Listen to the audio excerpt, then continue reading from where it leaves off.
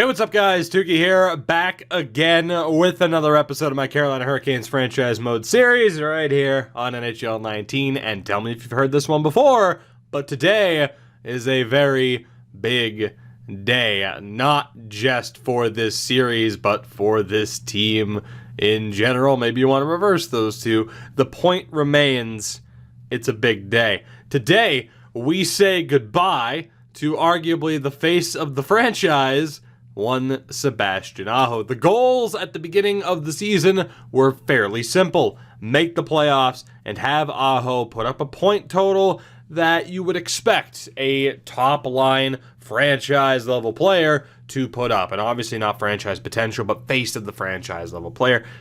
And neither of those happened. We missed the playoffs for the second year in a row, as disappointing as that is, and Aho fell short of that point-per-game mark. So that brings us to what could be the biggest draft yet, as our trade-up option is going to be used on Aho, and we're going to have other trades, or at least one other trade that we have to work out because we're going to have too many picks. There's a lot going on, but we're going to try to make the most of it. Let's get down to business. There's a lot to get to in this offseason. The first question that we have to ask ourselves is whether or not another team has a high draft pick on the block. Maybe we don't have to ask ourselves that, but we do have to ask around at the very least. We have to ask ourselves, we have to hope that one of these teams is willing to move a top pick, and from the looks of it, that is not going to be the case, which makes my job of moving Sebastian Aho that much more difficult. Because again, if a team does not want to trade a pick, you're going to get less back in terms of value. So the hope, as the Carolina pick would be very difficult to get, is that we can find somebody here of top-notch value that we can get back. Otherwise, we are going to try to make a panic move with the Calgary Flames to try and get a deal done. And obviously someone like Mike Hoffman isn't quite what we have in mind. There might be someone like Adrian Kempe whose value is a little bit higher than what it would indicate. And obviously right now, if we don't have players scouted out, thanks to Fog of War, there's only so much we can do. Again, I think the Islanders were the only real teams. Zibanejad and Shea, it's not really what we're looking for. The only option, I think, would be to try and flip him to Ottawa for one Mitch Marner. Alex Petrangelo's 32 years old. That's not going to help us. It's either we work out a deal for a top pick or we aim to acquire Mitch Marner. And the unfortunate thing is, I would prefer not to trade Sebastian Aho within the Eastern Conference because, as we have talked about, trying to not have those deals come back to haunt us often end up being unsuccessful. So, that said, let's try to move Aho to Calgary if it even makes sense for them. I mean, we have to see, and I guarantee they have three top-line. Yeah, they have three first-line guys.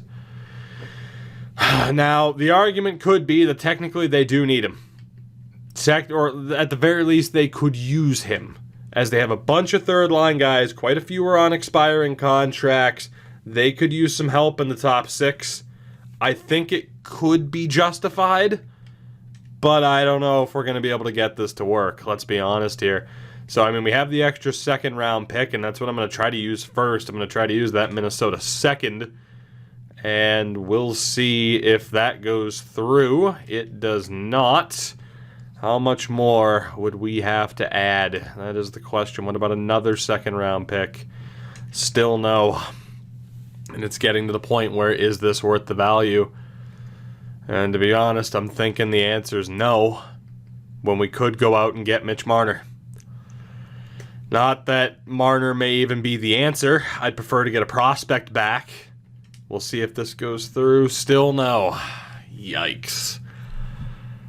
I really don't want to trade the 13th pick alongside it. That would be such a major loss. There's no way Calgary doesn't make this pick in a matter of seconds. I mean, we're going to lose out there. And the Calgary Flames end up, can I please back out? Thank you very much, menu lag. They end up taking Matt Savoy, who is still number one, of course. Since on the roster editing doc, I've changed Shane Wright to be the guy that goes number one in this draft. But point being, Matt Savoy is off the board. Anaheim, they weren't interested in moving. Arizona wasn't interested in moving. I think the only option that we really have here is trying to make that trade with the Sens, and we bring in Mitch Marner, and we hope for the best. It's not the worst case scenario, however. He is making $10 million for the next 2 years, which is relatively brutal, but I think we could put up with it. And of course, Aho's deal would end at the end of this first year. I think it's the only move that we really have, unfortunately. But we're going to try it just because the value, it makes all the sense in the world to try and bring in Mitch Marner right now rather than losing out on trying to trade up. Marner, this past season, unfortunately, not that much better than what Sebastian Aho's done. And in general, he only has one 70-point season. That was his last year in Toronto. He goes to Ottawa, I would assume right around this time, 2019-20 season. And it's been rough for him ever since, still putting up 20 goals. I guess the question is, if we acquire Mitch Marner, is he going to be able to turn the corner? The big issue that I'm having right now is knowing that, if Svechnikov takes that step up, we should actually be okay. It's just the Dubois injuries as well. This is our only move. It really is. Now, if we don't include draft picks this year, that would be nice. I'm going to tack on the second next year and this third just to safety net this. Because there's no real guarantees as to what the value would be on this deal. That's rejected. What about Marner and a second for Sebastian Aho? Still rejected. To be honest, the deal could be 1-for-1. Again, Aho technically has 1 year left. Marner has 2. They would be saving a little bit of money. And you could argue that the players are of somewhat equal value. You look at the trade values. To be honest, with the second round pick, that should have gone through, and I'm surprised it didn't. But if we go with the third rounder, just to try and balance this out, they didn't have anybody else on the block that I'm interested in. Alex Vlasic is a low top 4, so let's see. Will this go through? Yes, it will. So as per the rules of the punishment, Sebastian Aho has been dealt. However, with that goal for the season, there wasn't a rule as to what we could get him back for. I had the full freedom. I had every option at play to move him. We did just that. Mitch Marner is a hurricane. As crazy as that is, Sebastian Aho is gone. And we will move forward with this draft, I would assume, just aiming to make the 13th overall pick. And if we look here, it's 5, 6, and 7. Technically, we do have to get rid of one draft pick from this year. One trade up might not be the worst idea. We'll see what happens. I don't think we'll be trading up here outside the top 5. So let's go ahead and trade, or sim up to our next pick. Not go ahead and trade. We already got that trade done. Again, very nervous sending Aho to an Eastern Conference team, but it's the best we could do. A couple of computer-generated guys going. Brad Lambert is off the board. Shane Wright, Letty, Persson, Kamel, and Slavkovsky all real. Then you have Deming, which would be a crazy pickup for the Blues. And that brings us to the 13th overall selection. And as far as who is on the board here, it's pretty nice. I mean, again, we don't really allow me to be like, oh, I'm just gonna sort by potential. But yeah, there could be some damage done in this draft. It's at least worth taking a look. As far as who is on the board here, though, we don't have a guarantee outside of Hensick. We do now with DuPont, though. I am allowed to sort by scout rank. We'd be taking him a little bit early, but that might be the way to do it. As Zbruev, we don't know anything about. Amir Perez, holy hell. That is a very interesting point spread for a defenseman. Out of the WHL at 17 years old. You have Zachariah Grant, 38 goals for the Edmonton Oil Kings. Milan Lucic comparison. Spike Martin, the 18-year-old. Again, if I could trust that, that'd be great. Isaac Quick, decent point total again for a 17-year-old. I don't think we can go wrong here. Junior Hensick, the one thing about him, though, is we know how good he is, and unfortunately that's not that great of a potential. And then Mario DuPont, the 18-year-old. So he is the only one where we can guarantee the potential. Unfortunately, he's the only one where we can guarantee the potential. But the top 5 here, above Hensick, there's a chance to get a really, really good player. Someone who is potentially elite and already where we would want them to be. Amir Perez may be the most interesting one. Zachariah Grant, if we could trust that would be great. We know he's going to be a legitimate power forward, and power forwards are quite hit or miss when it comes to actually putting up points. Spike Martin, I mean, if we could trust it, it would be great. It's just, what do we do here? I mean, it's going to either be a center, a left wing, or a defenseman. I know we only have 38 seconds left. Let me call this timeout and just double check what we have in the system right now, what makes the most sense to go after.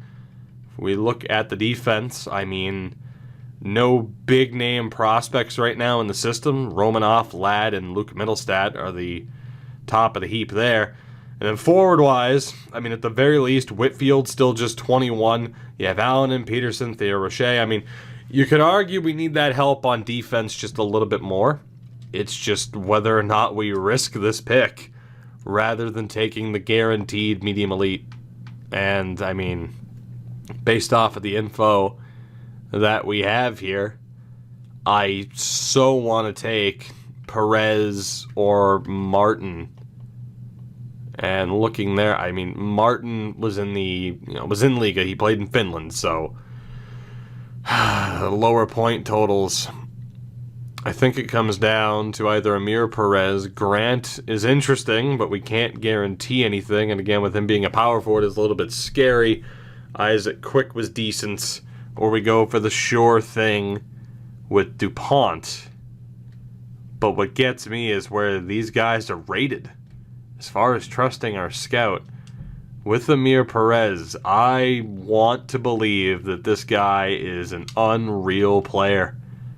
But do we risk it? That is the question. Because if he is medium top 4, that's going to be a heartbreaker.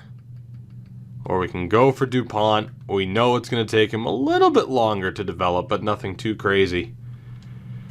I really want Perez, but we are not in a position right now to be able to risk it. We're going to take Mario DuPont. We got no choice. We know at the very least what his potential is. No choice. Had to go with that, and we will see, I am sure, relatively soon down the road. Of course, fog of war is on. Perez went with the very next pick to Detroit. Grant ends up going to Montreal, so keep that in mind. As far as whether or not we had the ability to trade up, I mean, we do have 2 second-round picks. Maybe if a team wanted to make a move, we might have been able to pull something off there, but odds are probably not. I mean, maybe using like a Sylvester could have worked. You know, he's someone where we can kind of tell he's not going to develop. But even then, I'm trying not to abuse the potentials of players like that. So I think we're good, all things considered. This second round pick, now that we've selected a center in this draft, who do we have here? We have a chance for 2 half-decent defensemen, or 1 defenseman and 1 left wing. And if we sort by this setup, it doesn't get any easier. Carl Cantor, the 18-year-old, decent point totals. Scott Bradford, medium elite, nothing too crazy, okay for a defenseman. Salvador Martinez, a Shea Weber comparison. Cody Berard, 17 years old, put up numbers like that. Yeah, that's the type of player worth risking it for. You have Grant McBain. I would rather go for Berard. Caden Brashear, nothing really there. Oh yeah, that's not even a choice. We're going for Berard. A complete unknown, but we're going for him. And thus, the forward core getting a little bit of help, even though you could argue the defensive core needed it just a little bit more.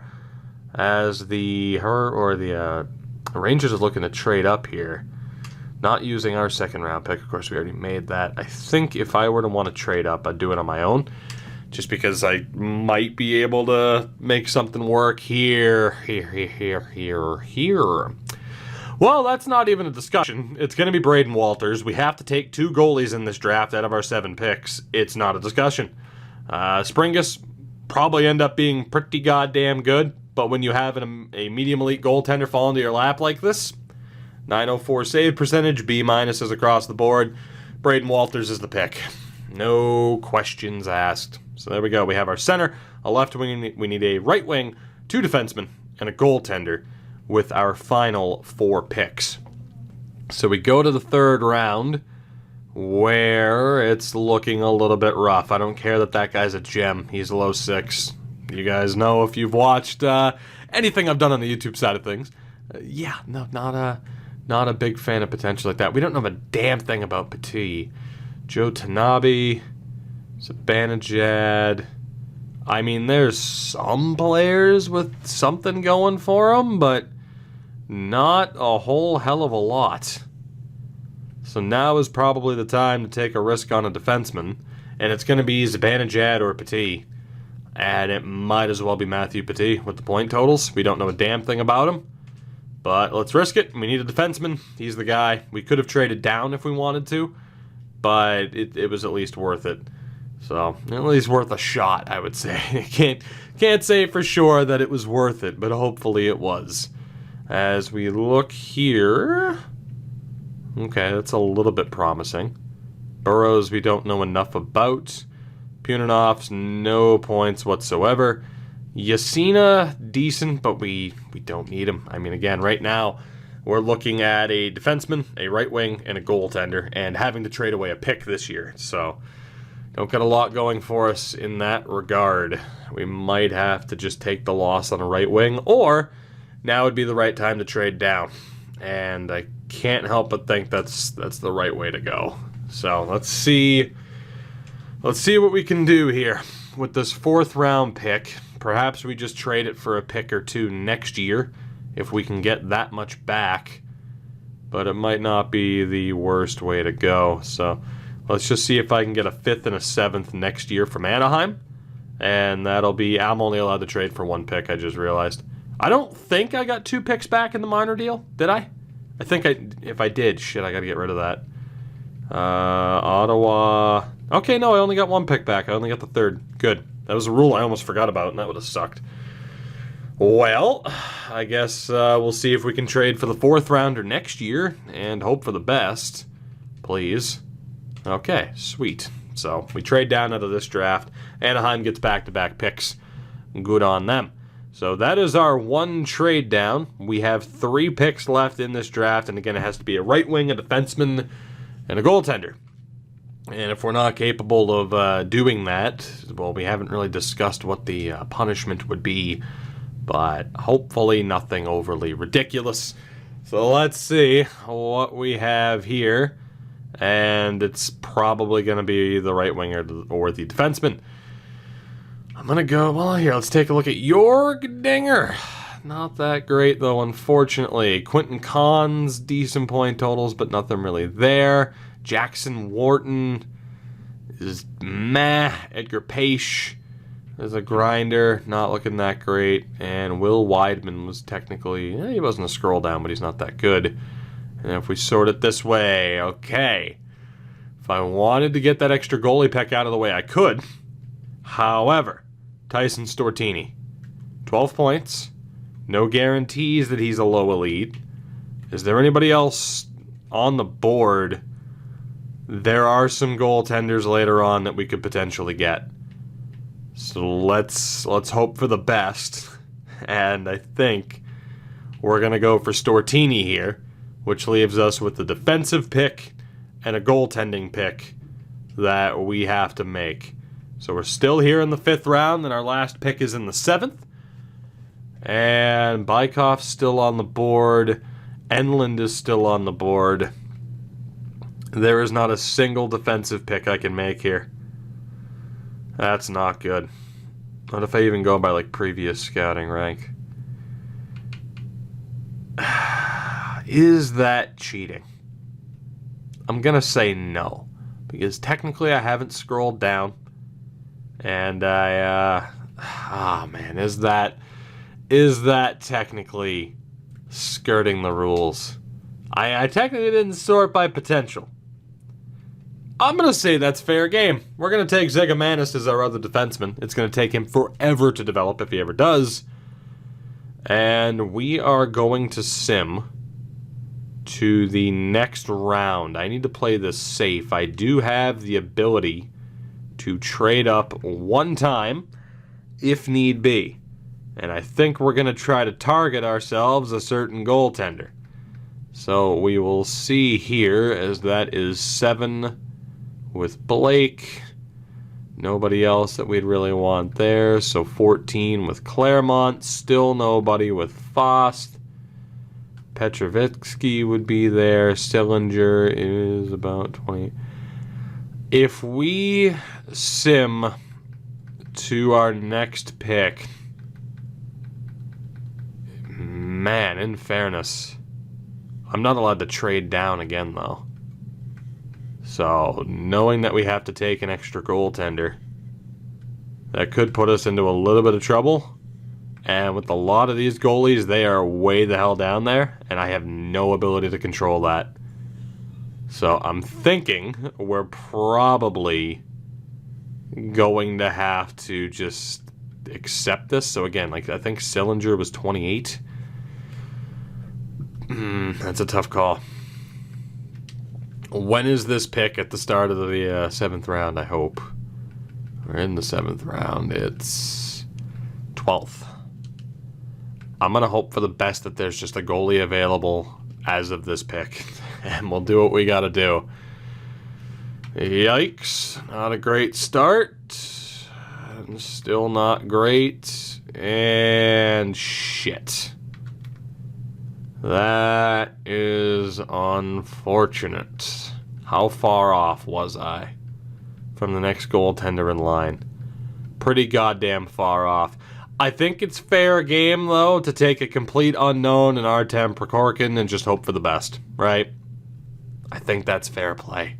I'm not scrolling down to take a good player. I'm scrolling down to take a complete unknown of a goaltender. I'm going to do that as opposed to being like, all right, well, here, let me trade the 7th and whatever. It's fine. We ended up with 2 goaltenders. We didn't get our free pick in this year's draft. That was the punishment more so. Overall, it ended up being what could go down as one of our better drafts thus far. Time will tell, of course, with Fog of War being on. But obviously, the big news is that Mitch Marner is now here in Carolina, which is admittedly not what I was hoping for. I was hoping more so that we would find a way to trade Sebastian Aho for a top 5 pick. That would not only free up money heading into this offseason, where we still have the ability to sign players, but, it would just be a little bit easier having been able to send Aho to a Western Conference team. There's only so much you can do, though. Only so much control you have. That's it. Let's see how quickly we can get to this offseason. I'd love to be able to set up this team for the start of next year. And right now, it's a tough call. Because I imagine Spencer Knight's going to take a step up. John Gillies, at the very least, is being dropped. And we know that we're going to sign Fritz Meyer to see if we can develop him. So I think the smart move right now, we know Spencer Knight's our guy. I'm a little bit worried about his development. I can't help but wonder. I'm going to qualify Nedeljkovic. I don't know if I should sign Ian Scott to be the backup. It's the one thing I'm stuck on. Should I sign Ian Scott to be the backup? I feel like if we were to... there's a chance we're going to end up having to trade people anyway. I honestly think I'm going to qualify Ian Scott as well. I might still send offers for these two. But I'm just wondering what's the right way to go here so that we don't end up having to trade a shitload of people.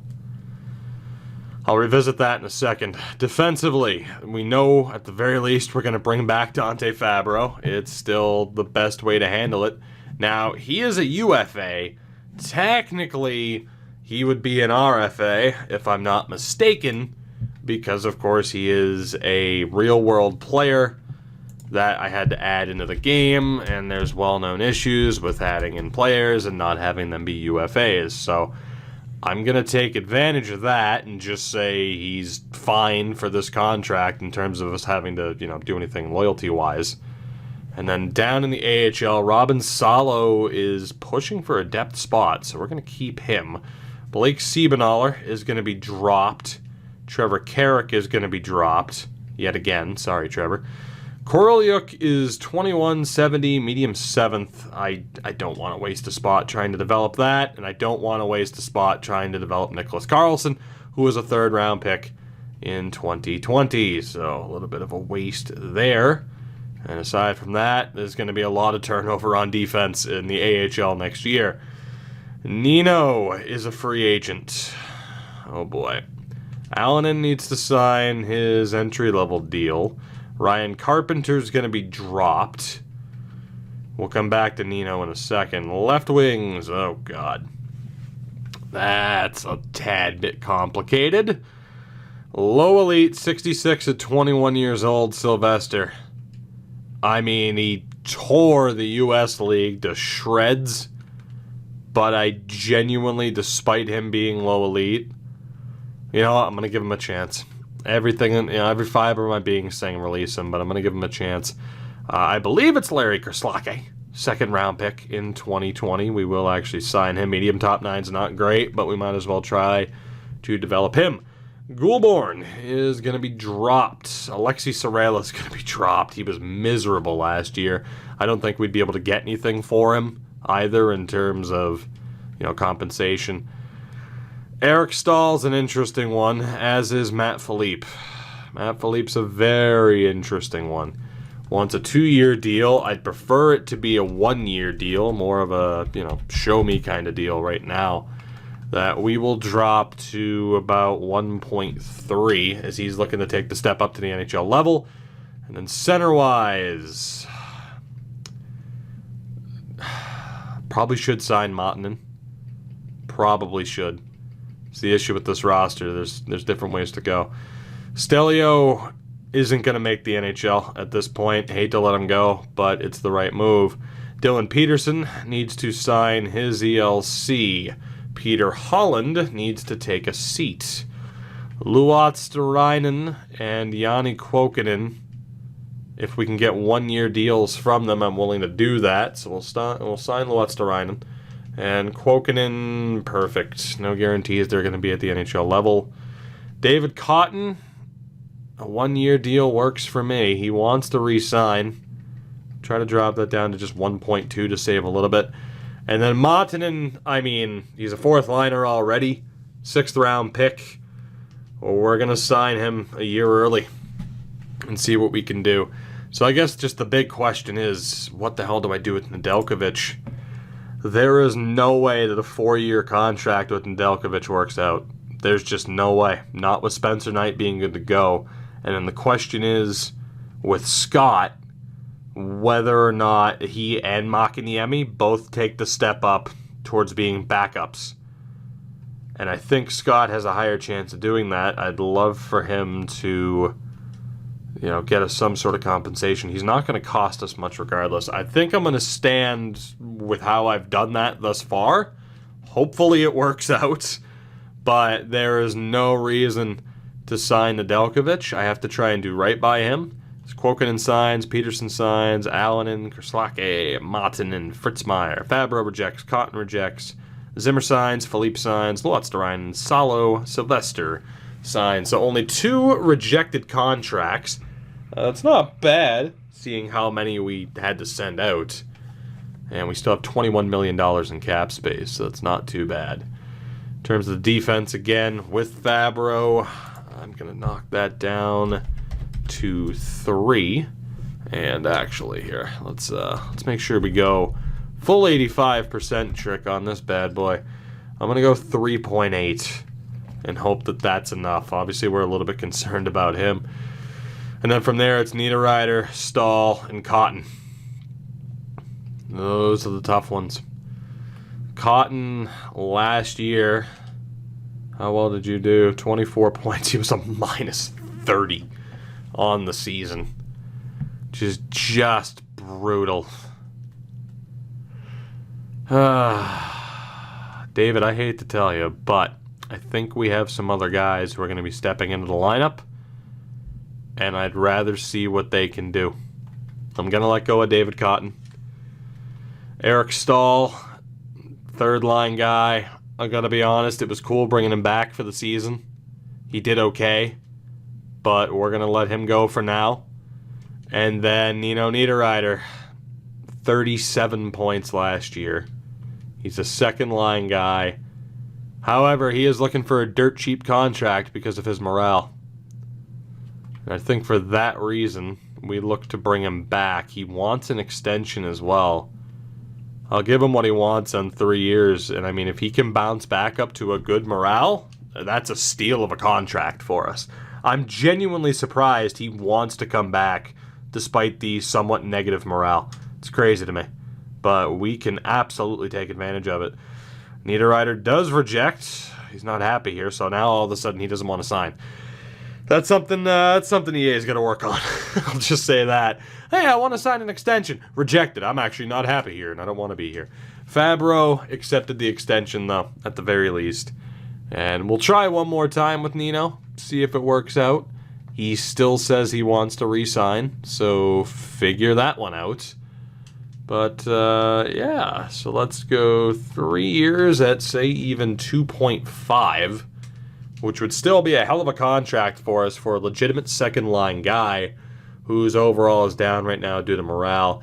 Nino has re-signed, so this game sometimes. Off to free agency we go. That didn't take too long. Player morale, what do you got for me? It is Mitch Marner. I'll be sure this trade looks good for you. Well, Mitch, considering I had no choice whatsoever, I hope so. But apparently, I've already managed to piss you off by saying essentially that I have faith in you. How dare I? How dare I? So, free agency. Good Lord. Okay, let's just take a look at the team really quickly. Get a lay of the land. See what we could use. See what we could do. Hopefully, some goaltending is decided. Nedeljkovic, if you'd like to leave. So I mean, obviously, goaltending needs to be sorted. On the defensive side of things, I mean, we don't have a need for a top 4 defenseman, so we'll be looking for a prospect. And then forward-wise, I don't think I'd want to risk getting a first liner because Svechnikov should finally take the step up, but a second liner could absolutely be worth it. Granted, Whitfield could take the step up. So we might be prospect hunting. Just to play it safe based on who we already have under contract, it might be better to just try and risk it for some top-notch prospects instead. We do have money that we need to spend, but for the most part, we should be fine. Tuukka Rask is the only elite goalie on the market. You have 3 starters, and Nedeljkovic is one of them. So that is incredibly promising for us. In terms of any goaltenders, looking for an ELC based off of age. Skarek is there, probably just dying for an opportunity. We have Nilsson, but a guaranteed medium starter. Callie Nilsson, 901 save percentage, the undrafted Swede. Or we have the guaranteed medium starter, Peter Schvidke, I guess it would be. I've never seen that surname in this game before. But I mean, he's a guaranteed medium starter. We might as well throw our name into the hat and have that be our big-time goalie signing. When it comes to the defense, again, as much as I'd love to bring in Morgan Riley or John Klingberg, based off of who we have, it's just not going to work. I mean, if I bring in Riley or Klingberg, that's... Granted, there's no rule against, like, oh, okay, sign a guy and then trade Fabro, for example. There's no rule against it. So, I mean, I could go for it, and probably will unless there's a top-notch prospect available, which would be the better way to go and would save us a little bit of a hassle in terms of having to get another trade done. So, Kakinsalo, St. Ivani, we're looking for guys fresh out of the draft here, like Janssen. So it's either we go for Ludwig Janssen, we don't know how good he is, or we throw our name into the Morgan Riley sweepstakes, which, again, no rule against it, so we might as well go for it. I didn't think it would take that long to scroll up. I could have just sorted and then resorted again. We might as well try to go for Morgan Riley if he's worth the money, which I imagine he is. He is fresh off a 64-point season. He's a legitimate top 2 defenseman. One Morgan Riley. Florida's in, Boston's in. Yeah. So, if we were to go for a 7-year deal, 8x7? 8x7 for Morgan Riley. And we'd have to be committed to Riley, Falk, and Hamilton. I'm all right with that. Let's do it. We'll throw our name into the hat here to try and acquire Morgan Riley. We have the money to spend. It would spell the end of either Fabro or Jake Bean's time here. But again, the balance to that, as Alex Ovechkin's a free agent, the balance to that is knowing that we have, I have restrictions on where I can trade these players. I can't just flip players. I got to make sure that there's a spot where I can actually trade a Fabro or a Jake Bean, whoever we get rid of. We know it's going to be one of those two guys. Hell, it might be both of them if Bowen Byram takes a step up. So, still some twists and turns that could be happening here. And I'm double-checking prospects because I saw Jay O'Brien there. And again, he's someone who should technically be an RFA, but I wonder if he would be worth signing. I guess the big thing to do here would be to look for prospects first and foremost before we contemplate signing anybody. I thought I saw a 20-year-old that was looking for a decent contract. I'm like, that could be a good player. That player doesn't exist. So let's go down to the 925s and see who we have here. We have Justin Williams. Not exactly looking forward to bringing you back, but if I need someone to sucker punch someone in the back of the head, I'll give you a call. Celios. Bennett Celios. Was it the North Korean Bennett Celios? 3rd round pick of the Knights. There is also Tuomo Vatanen. Interesting. So we could go for Vatanen. We don't know how good he is for sure. The only other option, really, again, because we don't know what guys are going to step up. We don't know if we're going to have a 3rd liner jump to the 2nd line. We don't know if we're going to have a 2nd liner jump up to the top line. So that really limits who I'm able to sign. At least with the defense, we know who we already have. But the issue is, I don't want to... if I sign somebody, I'm not going to immediately flip them. So if I sign Alex Ovechkin, but then Svechnikov takes the step up, that means I have to get rid of Svechnikov or Dubois because I'm not going to flip Marner immediately. So we're a little bit hesitant to do that, I think, for obvious reasons. So let's go back down to that prospect. I think I want to go with Vatanen, but I mean a North Korean 3rd round pick is interesting enough. You know what? Let's let it ride. Let's go for Celios. Let's sign ourselves a North Korean, hopefully, and we'll see what happens. So there could be a big time signing here in the form of Morgan Riley, but there is no guarantee whatsoever. So let's see how this goes down. The goaltender Shvitsky ended up signing. Bennett Celios has signed. Morgan Riley has signed. So we have a wheel to spin, and we have a player that we are going to be staying loyal to for quite some time. So again, for those of you who need a refresher on the rules, this will be spinning for the amount of years that we have to stay loyal to one Morgan Riley. It is a full no movement clause, much like Dougie Hamilton happens to have. Of course, Justin Falk was a no trade. So let's see how long out of the 8-year contract or 7-year contract for Morgan Riley we have to stay loyal for. Let's do this. So, shout out to Planet Stasiak. So, oh, the joys of streaming wrestling. It was, what was it? It wasn't Here Come Your Pain, Here Comes the Pain. It was Shut Your Mouth. Here Comes Your Pain. I mean, maybe. That could end up being a bad enough contract for us. So, it is a 7-year deal, and mystically, magically, potentially, it could land on 0, meaning we would not have to stay loyal. Morgan Riley. Oh, let's see. 67 seconds for the Leafs? Nah, I'm kidding. Let's go like 15. Screw it. Let's see what happens. How long are we going to be staying loyal to one Morgan Riley? We have gotten lucky with Nick Backstrom earlier in this series where it landed on a 1, and we are not completely off the hook. 5 out of the 7 years, Morgan Riley will be a Hurricane. Don't you forget it. So, Dougie Hamilton has a full no movement clause for the duration of his contract. He's going to be here for 4 more years. Morgan Riley, 5 out of the 7 years, a full no movement clause. There was the debate as to whether or not it should transition into a modified or like a limited no trade.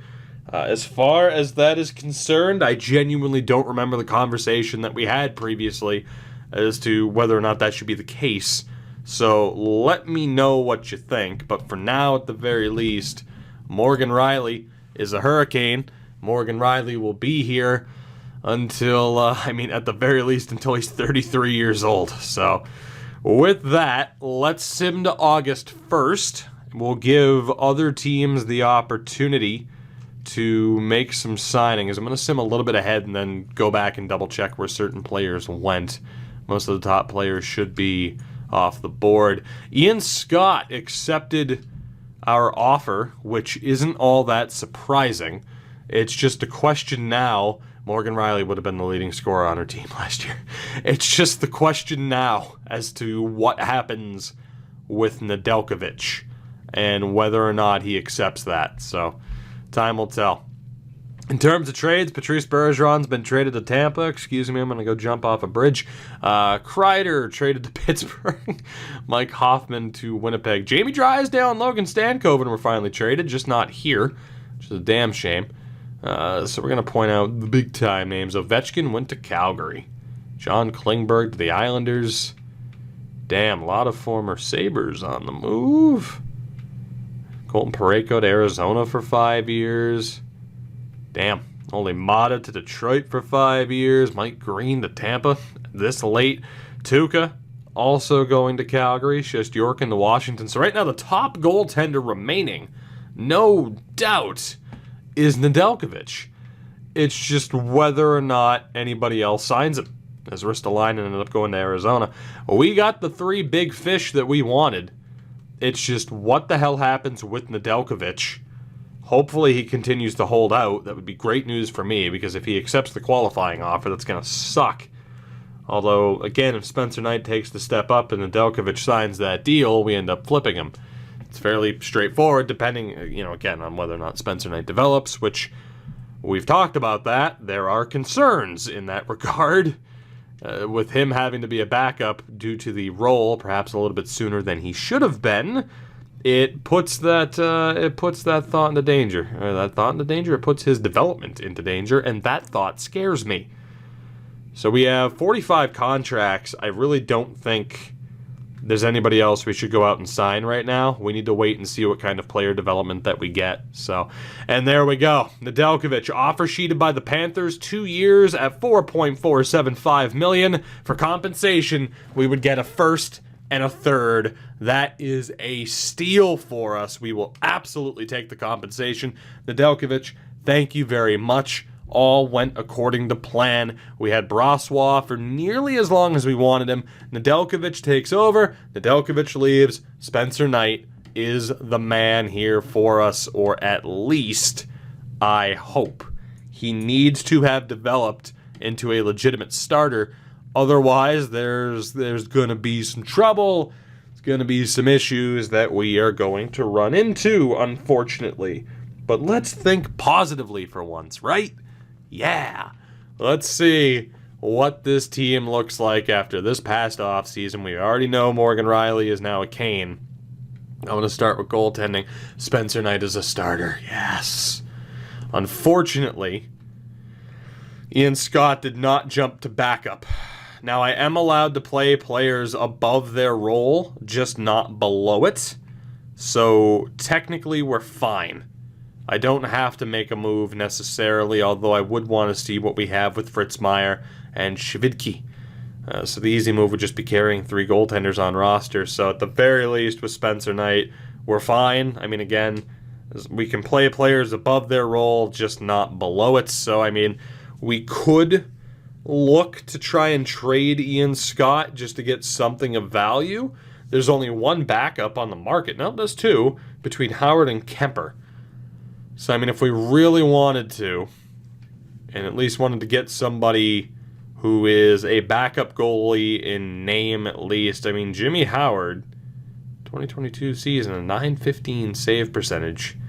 And Kemper dominated the AHL. So, if we wanted to try and get something for Ian Scott's value, Makiniemi as well, we could look to make that trade. And to be honest, I'm going to take a look. I mean, Scott is, 23 at this point? Yeah, he's not going to get any better. If we could move these 2 to a team that more than likely exists, as in they don't have any goddamn goaltenders signed, because that always happens, we're going to be looking pretty good. Florida's first-round pick is already projected to be higher than ours as well. So that Nedeljkovic offer sheet was definitely the way to go. Do we have a team that only has like 3 goaltenders signed? It would be perfect, and technically Buffalo would work. And Luukkonen apparently didn't develop, or that's just outright incorrect. Man, why couldn't that have happened in the Finnish series? Jesus. How about players on roster? Ugh. Do I need defense? I imagine that I do. Let's take a look at the defensive situation here. It is going to be... Oh, God. So we do have to get rid of either... Oh, man, so I think we look to move on from Hayden Fleury. I'm very worried about Bowen Byram's development now, by the way, but I think we let Byram and Romanoff on the third pairing. We try to ditch Hayden Fleury, and then we also try to ditch either Bean or Fabro. Again, not exactly in the, not exactly my interest in terms of immediately flipping somebody, but Jake Bean was so much better than Fabro last year. I think we look to move Fabro and Fleury. I wonder if there's somehow a deal we could make with Buffalo to just swing all of these players. And what I was wondering before is how many guys, let's see, how many guys do we have down in the system? That's 2, 3, 4. Oh yeah, we need some AHL defense. The question is, do the Sabres need defense? They do not. So, unfortunately, we'll take those 2 out for now, but they do need Scott and Makiniemi. So, let me see here what they have. Do you have any of these guys on the block? You don't.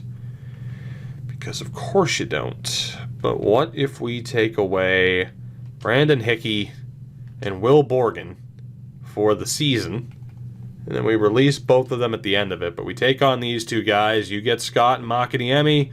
That can help out the goalie depth situation. And I'll see what I can do in terms of adding a draft pick back for this. And preferably, I think it would be like a 3rd-round pick next year. What do you think, Buffalo? I mean, that works for me. Doesn't work for you. Not even close, apparently. I can't imagine Borgen's that valuable. What about a 4th-round pick from Montreal?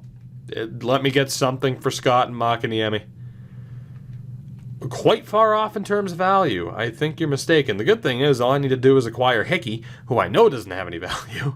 So let's go that 3rd-round pick next year. At least let me get something for Scott and Makiniemi. I cannot believe this. Oh, Buffalo. You are the worst. You really are the worst. Who is your lowest guy here? I can't imagine it's Samuelson. He has to still have some sort of potential.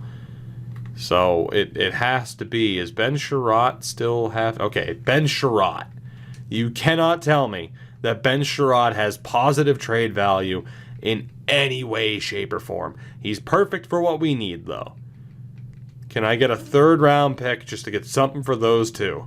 I'm begging you. What do you say? I cannot believe this. Is their value that low? Can I get a 4th rounder from Montreal? I'll take it. We move on from 2 guys who aren't going to make it. We at least get something. Who knows what that 4th rounder could be, especially too because we're kind of hoarding draft picks this year. But we move on from these 2 again. There's just, they're not going to make it. They're not going to be decent enough options. So we at least move on from those 2. We pick up a 4th rounder. We get Ben Sherratt. I know it said I got in trouble for trading one of them immediately, but that's because Ian Scott was technically an RFA signing, so that kind of sucks, but that is what it is. For the moment, we'll call up Fritzmeyer, and we will go send an offer. It did end up signing Blomqvist to the Checkers, but that's not a big deal. We will experience menu lag. That's just wonderful. Why can't these menus be more responsive, man? Come on. It's not that much to ask for. I think we're going to go for Jimmy Howard. We'll bring in the veteran. For the hell of it, he's asking for absolutely nothing. So there we go. We are good on that front. As far as the defense is concerned, let's take a look. We already know a trade needs to happen, as Ben Sherratt will be sent down.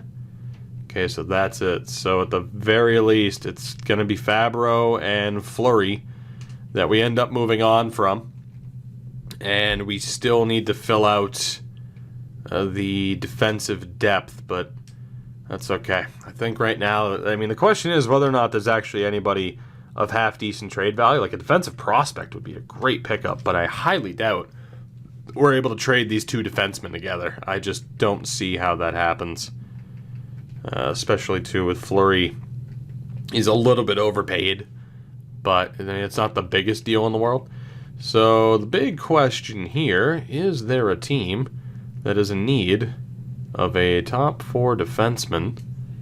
And hello, it's freaking Buffalo. Are you kidding me? Okay, it wasn't sorted. I was gonna say, like, there's no way Buffalo can be that bad, right? I mean, the answer is yes, of course, but I'm just kidding, people from Buffalo. I'm sorry. Oh, boy. All right, so there we go. You could argue that Columbus is the place. They need a top 4 defenseman and another defenseman who could potentially be viewed as depth for Hayden Fleury or Andrew Peeke. So do you have anybody on the blunt? Nope. So draft pick it would be. You have 3 first-rounders already, so you can't tell me you can't afford it. Not that you want to get rid of the picks, but in terms of maximizing the value we're getting back, this seems to be the way to go. So the guy to get here would be Dylan Simpson, easily. He just helps fill out the AHL. And we'll get another one. Prapavisis? Yeah, Prapavisis would work. So we bring on those 2, and we'll look to get a draft pick in return. And that'll solve the defensive depth situation for the most part. So let's go for... I doubt we get the Philly first, but it would be great. Holy shit. Okay, well, you could argue I undersold it a little bit. We might have. I know they said, oh, it's a sweet proposal, but, you know, at the very least, we got a first-round pick for Dante Fabro. I'm not too upset about that, because, again, you got to remember, I'm only allowed to get 1 draft pick back, so at best, we would have gotten Boston's pick. It's a complete crapshoot as to whether or not one pick or the other would have ended up being more valuable, right? We'll see how the season plays out, so it's not that big of a deal. I absolutely want to sign 1 more depth defenseman for both the NHL and the AHL. It's a shame to see Dante Fabro go, someone who we never planned on, you know, even acquiring. It's just kind of how it worked. So let's see what we got here. I'm looking for 2 depth defensemen, and there is 1 depth defenseman outright. That is Mark Friedman. So congratulations to the Friedman. And we will also look to sign Nathan Beaulieu, Tim Heed. Luke Green, Jake McCabe, Vandenberg, Ricola. Let's go for Nathan Beaulieu. Why not? You should be able to tear apart the AHL, I would like to think. I mean, Nathan Beaulieu, top pairing in the AHL, that sounds something that's relatively reasonable and logical, right? I would hope. And then as far as the forwards are concerned on the team, Svechnikov did jump, as did Whitfield. So we did well. Our top line is set. Svechnikov, Dubois, and Marner. Second line of Teravainen, Whitfield, and Niederreiter. So Teravainen will obviously go to the center spot. Third line right now is Gauthier. Mottinen took a step up to the third line outright. Jordan Stahl's a fourth liner. Then you have Zimmer, Philippe, Leeson. Allenen's a fourth liner. So options to potentially sign somebody else. But right now, I think with the depth options, we're fine, right? Like, we play Zimmer on the third line, Philippe on the fourth line, Leeson as a depth option. Or we look to make signings, we send those guys down to the AHL, and we're good to go. So that third line, I mean, Jordan Stahl dropping down to a fourth line guy. The good thing is, if I'm not mistaken, this is the last year of his contract, or at the very least it's getting close, because again, I can't move him. He is on this team. End of story. The good thing here, though, I suppose, is that if there's nobody available, we have all the picks in the world. I'm not giving up a third or a set of picks for a third liner and Mike McLeod. Fourth liners, if we really wanted to, we could get Poirier, Gardner, Schoenborn, but I think I'd rather just stick with who we have and then make adjustments from there if need be. So I think that's how we'll handle it. We don't have to go out and get anybody right now, although I do want to sim forward just a little bit until all of our guys are signed that we just sent out offers to.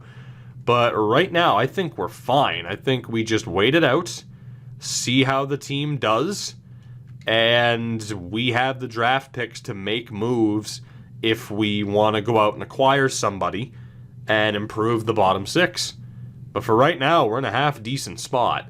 So Fritz Meyer will be sent down. Technically, we need a fifth goaltender, so I am going to have to sign one other guy. Defensively, it's going to be Riley Hamilton, Falk, Bean, Romanoff, and Byram, with Friedman as the depth. So right now, the depth in the AHL is 7 and 8. Not bad. And then forward-wise, again, it is going to be 10, 11, 12, and then 13. We are pretty much golden. Forward-wise, it's 10, 11, 12, 13, 14, 15. So yeah, forward-wise, we're good. So right now, the only thing we need is a fifth goaltender, and we'll double-check to see what these lines look like. Of course, we will not be beginning the regular season in this episode. It's been a long enough episode as it is. And of course, I am going to need the goals for the season, which we'll talk more about in uno momento. So as far as who we're going to sign this year for shits and giggles, what former goalie do I bring back? Scott Darling. Congratulations, sir. You get to make more money from the Carolina Hurricanes organization than you probably should, but I need a fifth goaltender for the year, so it only makes sense. So we'll sim to the regular season until he signs. Mottinen picked up a little bit of an injury. There we go. Darling has signed. Beautifully done. Let's get a full look at what the roster is going to look like this season, at least to start. So the one thing I do want to do here, I want to bump up Scott Darling, because otherwise he's going to be the starter by default, and I don't want that until I see how good the guys in the AHL are. So the lines this year, pretty straightforward. Svechnikov, Dubois, Marner. Second line, it actually has Brett Leeson there, which is shocking and is not going to happen. I don't know who has the better shot, but for now we'll say Whitfield, Teravainen, and Niederreiter. And who's scratched? It's Zimmer. I'm okay with that for now. Say we have Stahl, Allen, Philippe. I'd rather have Leeson there, but I don't know. Maybe that's not the way to go. And then Mottinen. The big shock here is that Mottinen took a step up. But maybe we go Leeson, Mottinen, Gauthier, Philippe, Stahl, Allen to start. And then defensively, I mean, Riley Hamilton, Bean, and Falk, that's perfect. And then Romanoff and Bowen Byram. I'm digging that defense. Then goaltender, it's the Spencer Knight era here in Carolina. The AHL side, of course, we'll have to probably tweak a couple of things as we continue to see how players have developed. But going to be very interesting to see how a lot of these guys are getting on, and how the prospect development continues on, and what we see from this team moving forward. I mean, the Checkers had a tremendous season last year, so pressure is on just a little bit. But overall, I mean, maybe it's faulty logic, but I do feel as though we are in a very good spot heading into next season. That said, that will do it for this one. Very weird. I was going to say two different things, and it's fine. Don't worry about it. Now is the time. Let me know down in the comments below a goal for the season and the punishment if we fail it for the team, and a goal for the season, the punishment if we fail it for an individual player. I can't help but think, I mean, here's the thing. You have a good couple of players to choose from. I mean, Svechnikov's finally a top-line guy. Whitfield's on the second line. Mitch Marner is on this team. Morgan Riley is on this team. Spencer Knight is now the starting goaltender. No shortage of players that could be focused upon for this season. So again, let me know. It can be different comments. It can be the same comment, but a goal for the season for the team and a punishment if we fail, a goal for the season for an individual player, and a punishment if we fail. You know the deal at this point. By the way, as far as settings are concerned, because we tweak stuff in the playoffs, I will say this. I think what we're going to do moving forward, because from what I can gather, and this is all it's down to, the only thing that will affect the sim is this rules tab, and within the gameplay sliders, the general tab. You can change shooting to 100 everything if you want. Doesn't necessarily work, at least in my experiences.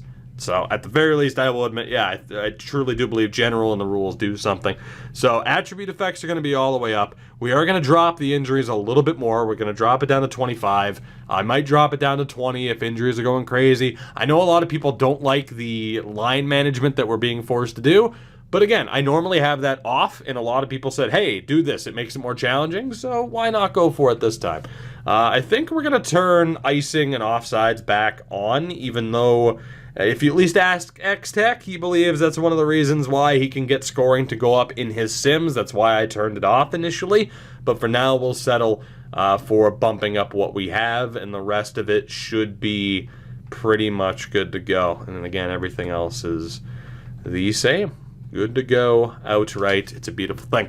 We are done here for today. I thank you guys very much for watching and supporting this series. Another longer episode, but you had to know it would have been with the Aho trade to start and an interesting offseason to follow up. But yet again, I can't say that I'm not excited to see how good this team is going to be. We still have quite a few question marks on this roster in terms of a lot of new faces that are on this team. And again, if they're dropping the ball, but we think we can be a playoff team, we are more than ready and more than able to go for it. We are absolutely in the position to trade draft picks. We have 3 first-round picks, 2 second-rounders, 3 third-round picks.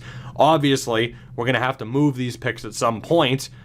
We're not allowed to make more than 7 draft picks, and obviously not allowed to make more than 2 picks in the same round. So you know a first and a third are going to be dealt at some point. Whether or not they're a part of a deal to trade up, time will tell. A lot of options for the Hurricanes. Hopefully this is the year that we're back in the playoffs, but we shall see. And time will tell whether or not the punishments for failing certain goals could come back to haunt us like they did last year. Thank you guys for watching. Support the video, or I will continue to threaten you with physical violence like other YouTubers do. And until next time, have a good one. I'll see you then. Goodbye.